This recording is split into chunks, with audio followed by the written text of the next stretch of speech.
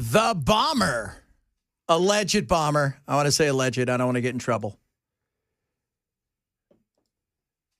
So they just held a press conference, and we'll grab some of that here in a bit. The alleged bomber who, and this is the pipe bombs, January 6th, 2021. Yes, that day. We know his name. The reality is, I've heard everything from he's an anarchist, he's all of these things, but he's facing explosion charges. I don't know what the explosive. What is that? Is it terrorism charges? Are they going after him for that? But they think they have the right person. Now, we were talking earlier. The part of this is, okay, was he part of January 6th? Meaning that he was going to go there that day. This was going to be the first of something. Was it somebody who just was pissed at both parties? So equal opportunity terror, and then bounced, and January 6th happened that he had nothing to do with, and it just was a coincidence. But it took, let's be real. This thing is another one of those situations where it's been out there. And what happens is when you don't address stuff, it becomes the conspiracy. And this was pushed away. And it was inside a file. And people are asking, like, what the hell happened? Like, why did they not go after this person sooner? Because it seemed that they'd kind of had a little bit of an understanding of who this person was, but it was just in a file, from what I understand. And somebody goes, oh, let's take a look. And somebody, Chris and I were talking about it before he bounced, that, some other people out there started making some noise that they had, said it was this person, it was that person. And then the next thing, it started to snowball, and it was this, and it was, for the next few days, I'm sure you're going to hear a gazillion things. It was this, it was that, and the conspiracy theories are going to run wild. So the dust will settle, and maybe we find out that it's just an anarchist, and it was somebody who was pissed at both sides and wanted to cause hell, or maybe there's more to the story. We shall see. Ken, several people have texted in about that horrific dog thing. Yeah. And they said this place was dilapidated. It was like almost abandoned, and it sounds like it was the perfect storm for, again, no responsibility for wild animals, because that's what they become at that level. Yeah. The dogs, check and see how many people a year die from dogs. How many do you think it is? I have no idea. Let's see here. That's in America, because, again, it's different. Let's, because you go other parts of the world, man, and their dogs just running wild. You're like, what the hell is this? Oh, yeah. I remember the town I grew up in for a while in Oklahoma. They had no leash law. Dogs just ran. They just ran rampant. Yeah. Yeah. I was in the Palm Springs area, and it was one of those, it was like September, going back to school. We were doing a backpack drive, and it was in one of those areas where it wasn't very good. And I pulled up to the school. It's just in a neighborhood. And before I got out of the car, there were a pack of dogs on my car in a neighborhood. And I'm like, I sat in my car for like 10 minutes going, okay, they're just going to leave.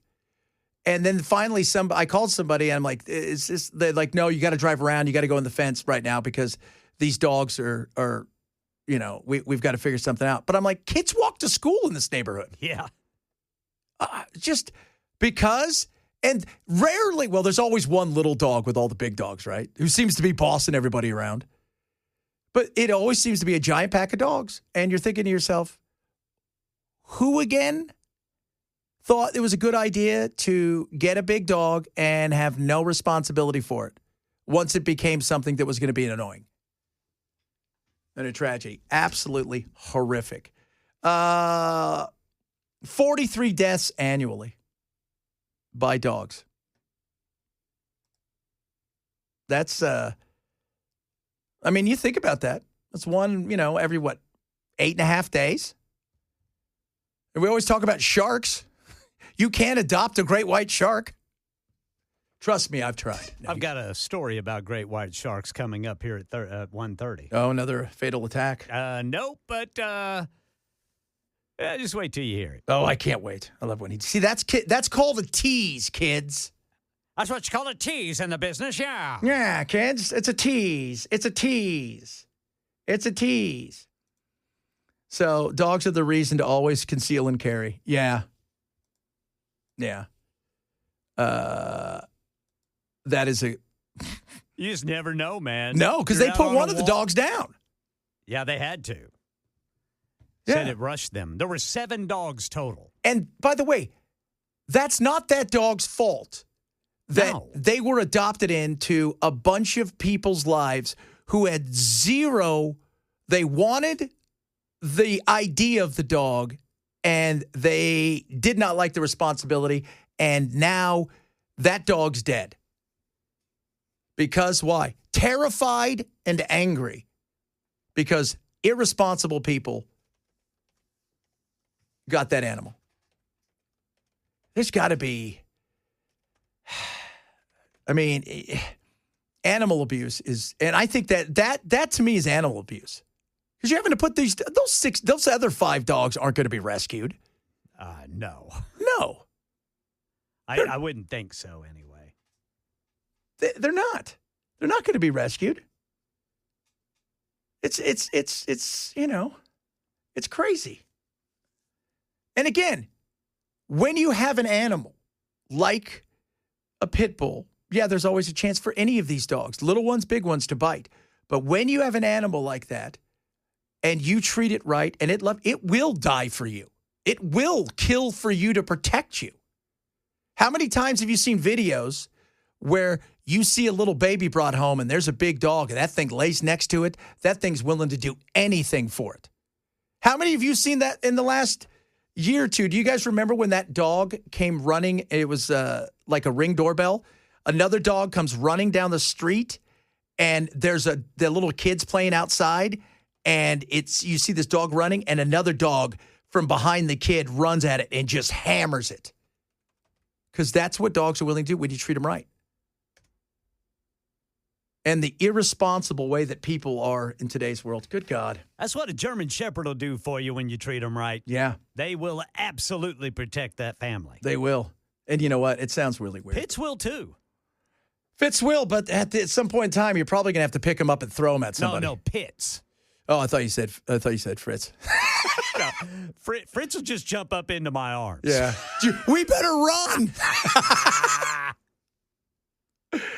Oh, my God. That is crazy. You better run, guys. Oh, it's, again, a tragedy. A tragedy that should never have happened. Do you think we should make people... Here's a question for you guys. But by the way, I got a lot of good response on the rom-com job. A lot of you out there are very... also like being a jelly maker. That's a really good jam. Making jams. There's a lot of that. Oh, my Lord.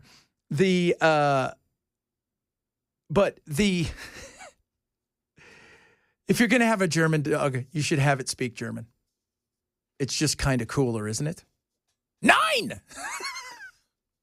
Once! Jeez, goodness me. All right, so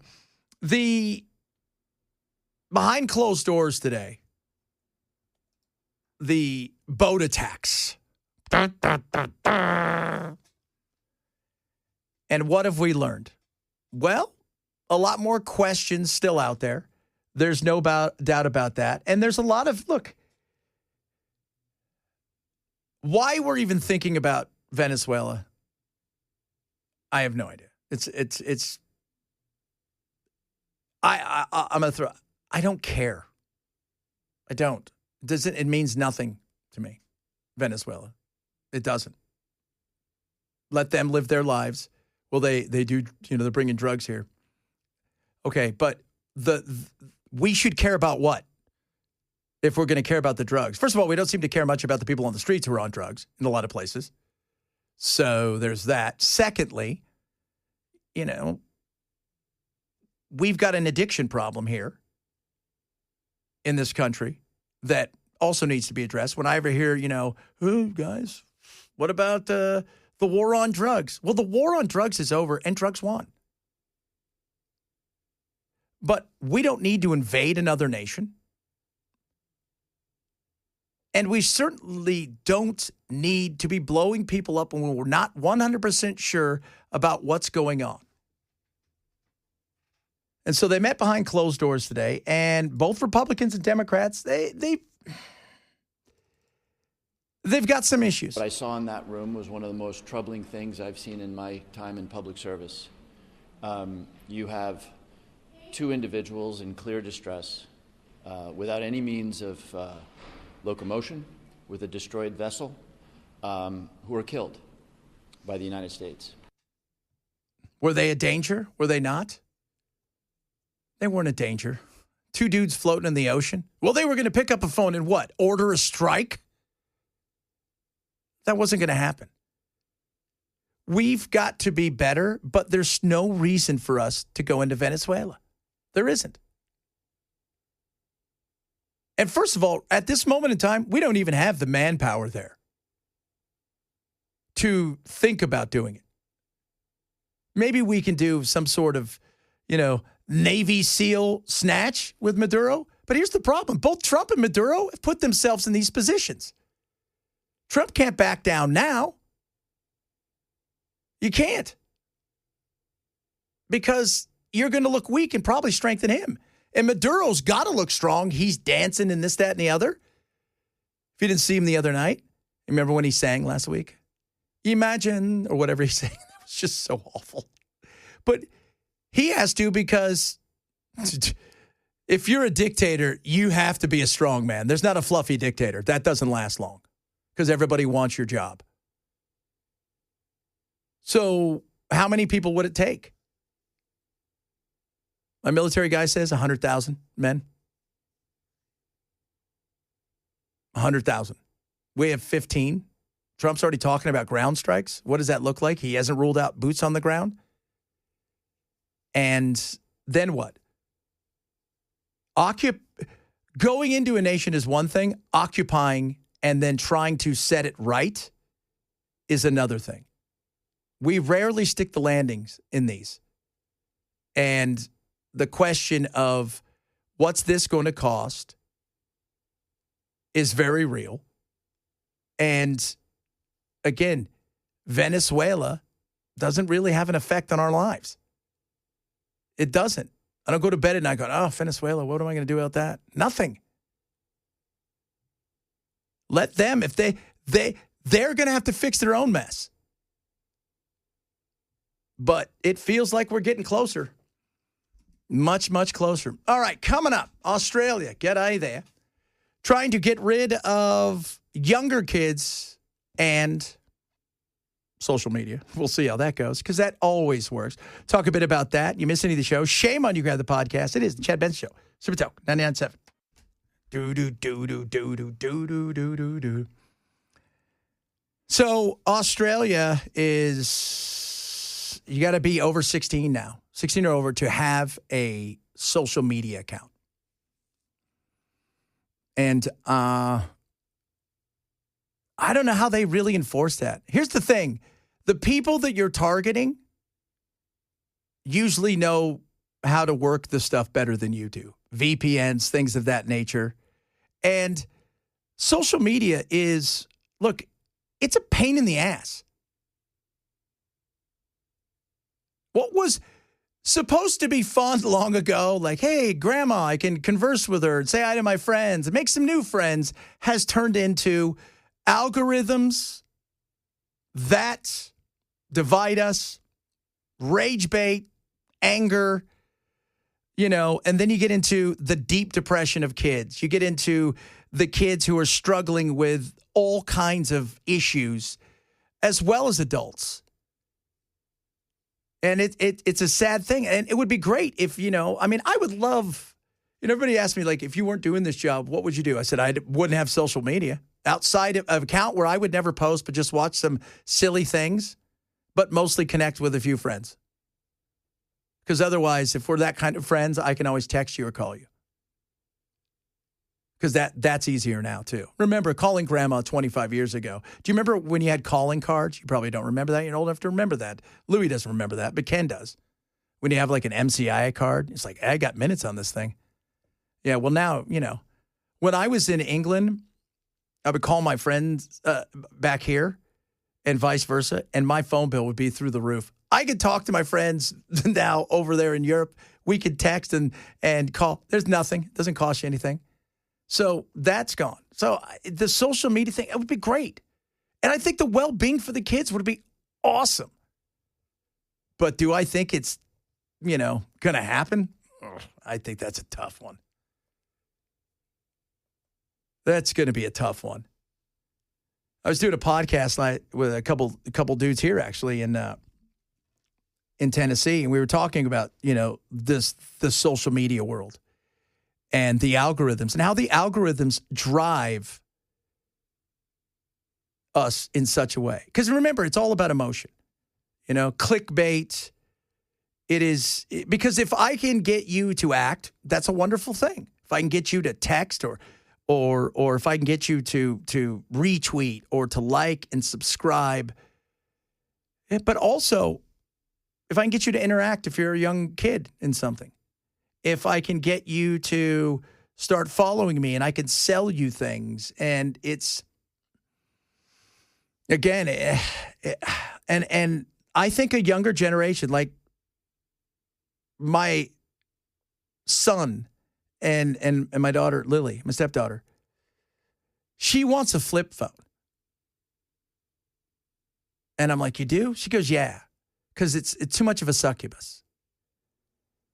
And my son, Jack, the beauty of Jack, because he plays so much sports and he does stuff, you think all kids are tethered to it, and it's not. And he likes spending time with his friends. They like going to the mall. They like the things that we did. It's really weird the way that generation, because we're all addicted, Gen X, we're absolutely addicted. No, we're not. Maybe we are. Maybe we aren't, Ken. You and I send stuff to each other during the show. I was getting ready to say, I just saw something. Hold on. And the millennials, they live on it. But then you get to the alphas and the little bit older Gen Zs, and they want more human contact, which I think is awesome. Because that's what we're lacking, is the humanity. It's easy to hate somebody when it's just letters. It's easy to be upset. It's easy to be, twisted when it's just letters. And you're not really engaging with people. And again, Australia, this is a big, they passed this. This is going to be a big deal. They've had a lot of kids who've had, suicide, and AI's the new one. Now you're getting them off social media, but AI's out there. So that's a whole different ball of wax. And AI, it ain't going anywhere. It isn't. All right, coming up, more good stuff on the way. A lot of stuff. We talked about jobs. We'll have some more in Venezuela. Got some of your text messages as well. Plus, travelers are pushing back on the government, hey, dress a little better attitude, which is just so ridiculous. Again, don't be an a-hole when you're on the plane. It shouldn't be that hard. We're all here. But wait to hear what they're starting to do. We'll talk about that as well. If you're missing the show, grab the podcast. It is the Chad Benson Show. Super Talk 997.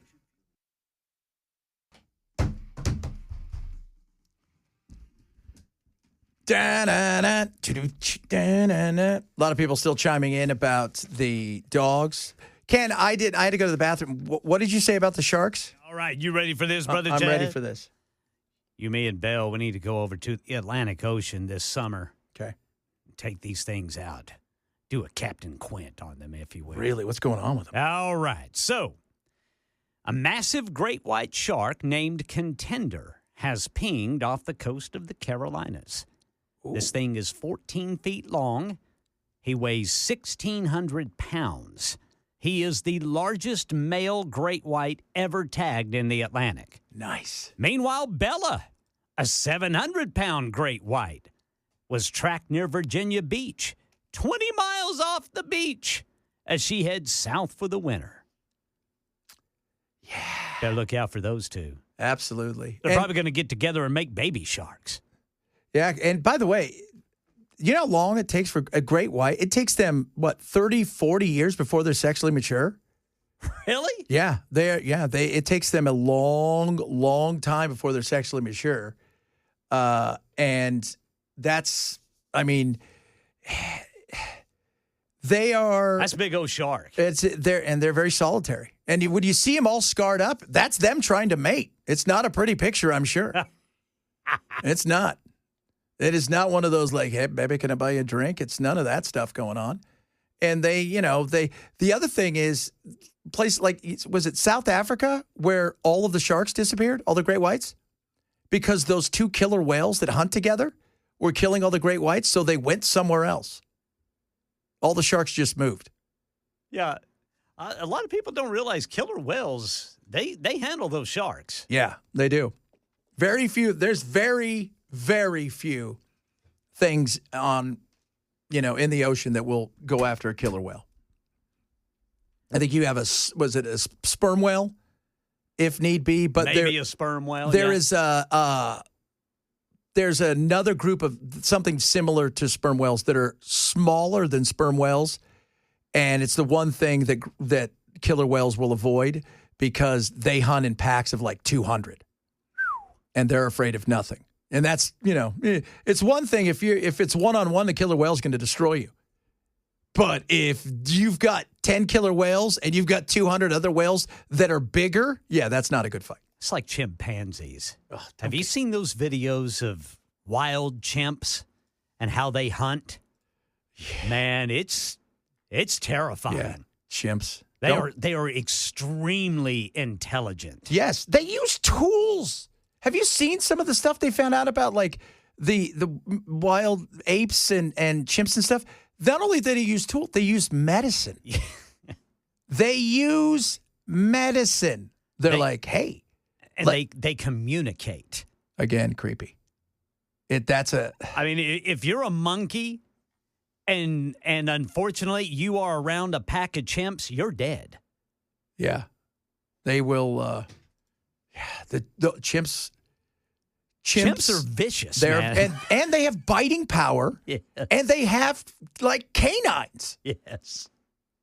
They are not a friend of people. Like, who made this?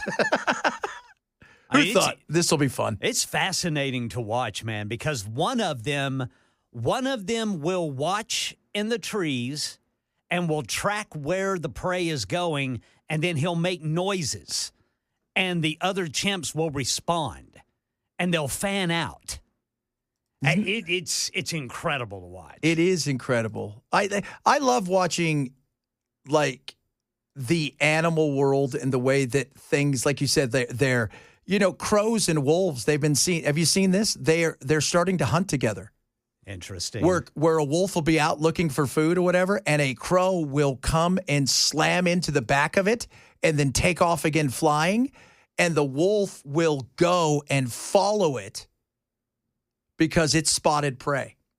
Interesting. And then what it does is it tears apart what it needs and it leaves the rest for the crows as like, here, a thank you. Yeah, the crows get the scraps. Yeah, good God. Because the crows, they can't take care of it themselves. No. They got to have the scraps. What we're telling you people, okay, that you're not understanding is they're working together to take us over. We talked about the raccoons, right? They're shrinking their faces so they look cuter. It's only to get in our houses. Well, and liquor stores. Oh, yeah? You guys want to hear this? By the way, this whole thing is just hilarious because local news is always at times hilarious. A crime alert tonight with a particularly furry suspect who is apparently not old enough to drink. He went to college. Just to let you know to do that. He's got $200,000 in debt. Oh, furry friend. Did what? On Saturday, animal control officers caught a raccoon, red-handed or red pod, passed out inside an ABC store after helping itself to bottles of alcohol. 8 News reporter Sarah Molina spoke with the responding officer. She joins us live in our studio now with this unusual case, Sarah. Well, guys, this is one that you truly have to see to believe. Employees at the Ashland ABC store tell me that the little guy was found literally face down next to the toilet, leaving behind a trail of broken bottles, ransacked shelves, and one very confused cleanup crew. And tonight I learned that this tipsy little troublemaker, now an internet sensation, is actually bringing the community together. Oh, it is. Bringing the community together. What tipsy troublemaker is that? Well, kids, it's a trash panda. It is the furry Hamburglar that decided, I got a problem. He locked himself in the bathroom, passed out drunk after he probably knocked over a good 30 to 40 bottles of liquor. Officer Samantha Martin is not describing a college party or a bachelor weekend. She's describing a raccoon. Supposedly he crashed the ABC store on Black Friday. He was found right when the store manager got there. Martin, an animal control officer for the Hanover County Animal Protection, says the call came in on Saturday morning. And the pictures tell the story. The little guy passed out face down next to the toilet, surrounded by broken bottles and shelves that look like they lost a bar fight. Listen, you jerk. I don't know if you guys know this, but I like to drink. If you guys have not seen the picture of the raccoon, he is splayed out on all fours, face and belly to the ground. He's done. He needs an intervention.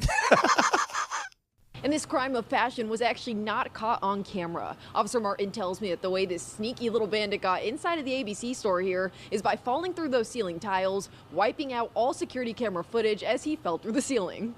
And it's taken the internet by storm.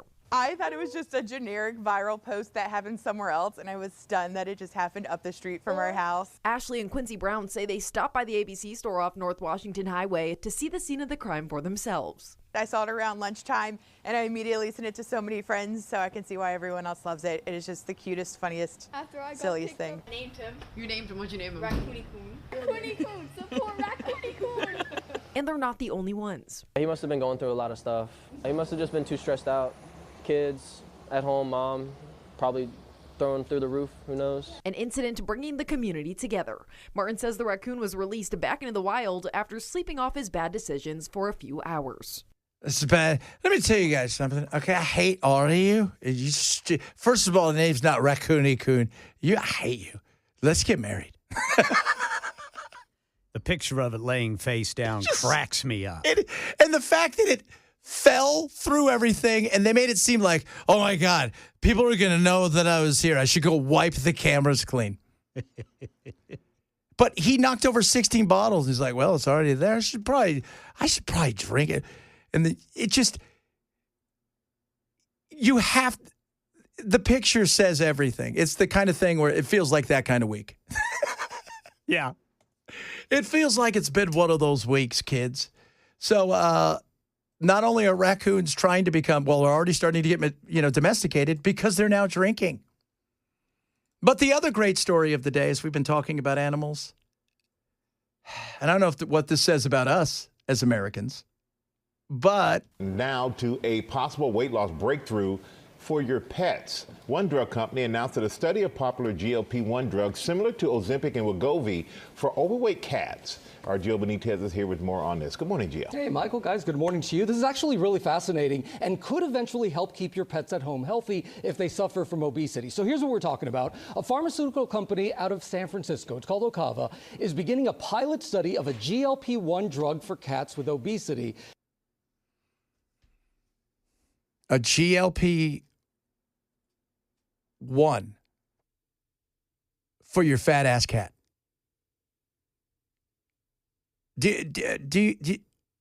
What? How about you just stop feeding your cat? Right? Because the cat doesn't have thumbs, right? It's not a raccoon, so it's not getting into anything. Is not going to make a sandwich. What happened? It came in and he opened up the refrigerator, right? And he made himself all the food in there. How about that? That you think would be the easiest, but no. They're calling it Meow One, and they're doing it differently than adults. Not a weekly injection. A vet leading the study told the New York Times that it's a small implant that slowly releases the medication for 6 months. The company expects to get the results back by summer here, then start a larger clinical trial with hopes of getting FDA approval in 2 years or less. So if it all works out, it could be a game changer for both cats and dogs, because it turns out that 60% of all dogs and cats in America are clinically obese. Hundreds of thousands of them have diabetes. Now, some vets are actually already doing this off-label for pets with diabetes, but they are calling this the new frontier in medicine for your pets. They're calling this a new way to fleece you at the vets. You could try not feeding your animal all the scraps. That's not going to work, sir. I need it to not come over to the table and eat my food. You don't feed Fritz any kind of junk food, do you? I wouldn't. Ken's too mature. No, I do not. That's good. Nothing from the table at all. That's good. And he doesn't get up there and try to steal it. Well, he can't. He's too short. That's the beauty of it. That's why you get little dogs. Gotta get little fellas. I've gotten, did you get the text from Dan Mandis? No. It is sleeting outside. Oh, there it is. Yeah, so there is sleet out there. The weather wizard is going to have the latest on that because I don't like that. No. I don't like that one freaking bit. It's here, right? And I mean, we can recognize the fact that I looked at the 30-day, right? And the 30-day showed we're not getting anywhere near 60, maybe one day this month. And there's a lot of 30s and a lot of overnight lows in the teens. It's not even winter yet. No, it's still fall. Here's the thing. This year, because of what are they calling that? The Arctic bomb or whatever. They're saying, and I said this, they said December's maybe the coldest December in history, and not just here, but like especially at the Northeast and to the Midwest. And on top of that, they said it's going to be front-loaded with the cold, but mild in the second half of winter. But winter's not here. No, not yet. It Won't is be for here us. until the 21st. Well, I'll tell you what. You better go look outside, my friend. I don't like it. I'm going to take a quick peek. I'm looking at radar right now, and yes, I am seeing that freezing precipitation is falling. It is mainly along and north of I-40. The vast majority of it is west of 65. But it's creeping this way. Everything north of I-40, even all the way down to Memphis, is just a rain, snow, sleet mix. Everything south of I-40 is just rain. Dude, we're going to have to go south of I-20. We might have to. We might have to just move our studios down to Florida. All right. No, you got hurricanes there. No, it just never. You can't go to California and have earthquakes. You can't get away. You go to the desert in Arizona and it's 138 degrees in the summer and they got monsoons, right? And fires. Fires. Oh, God, the fires. It just never ends, people. That's why you need us and the weather wizard. Speaking of that, he's coming up soon. Tell you what he's going to do at the top of the hour. A bunch of other stuff still on the way. Yes, Fat Cat Wagovy is coming to a town near you. What would you pay for that? Would you even do that for your cat? Let us know. Chad Benson Show, Super Talk, 99.7. Yeah, a lot of people out there, Ken, are tuning in for the weather wizard. So we had swamp ass. We got to come up with something for the colder weather. Vulgar. Vulgar? Vulgarity. Offensive. Yes. So, because we got to build the whole thing around it, you know? Okay, we can't just come out and say it. We got to have the sound effects and all the things for when the weather wizard gets wizarding. And it's this week is, well, like you said, man, it's here. It's not going anywhere. Sorry, folks. It's happening. And I've seen some people out there predict like crazy lows here. The 30-day that I've seen from a couple places. They don't predict that. But you know what? You never know. I mean, the what they're talking about through the Midwest, I mean, just this past few days through Maine, upstate New York, and all these places through the Midwest. Oh, my God, how cold was it? Yeah, the high today in Chicago is supposed to be 3. That's not good. Which, Chicago, it's usually like that, in the winter. In the winter, like February. Yeah, some places in Minnesota, and Wisconsin, the wind chill today was minus 25. Oh, we're a hardy people. Oh, yeah. Yeah, you need to. Oh, yeah. You need to be I was telling Dave downstairs, I said, this is the day for me that I would be like, I'm going to go golfing. Why? Because nobody's out there. Nobody's right? there. I'm the opposite guy when it comes to golf. Why? Because I can go out and play 3 balls and I'm fine. And when I lived in Arizona, I'd golf some during the winter and spring and, a little bit in the fall. But when the summer came, man, I'm out there every day. It's 120. I don't care. I got sunscreen. I'm in a cart. And I actually like a bit of the warmth. So what do you think of apples that are those apples? Yeah, what do you think about that? What do you think about that? All right, coming up, hour number 3 of the program. Talk a little bit about jobs. Talk a little about Venezuela. Maybe Somalis. Maybe not. Maybe not. I don't know. We'll see. We'll see what lights our fancy. Reach out to us across all of our social media. Hour number 3 of the program's for today. Chad Benson, 99.7.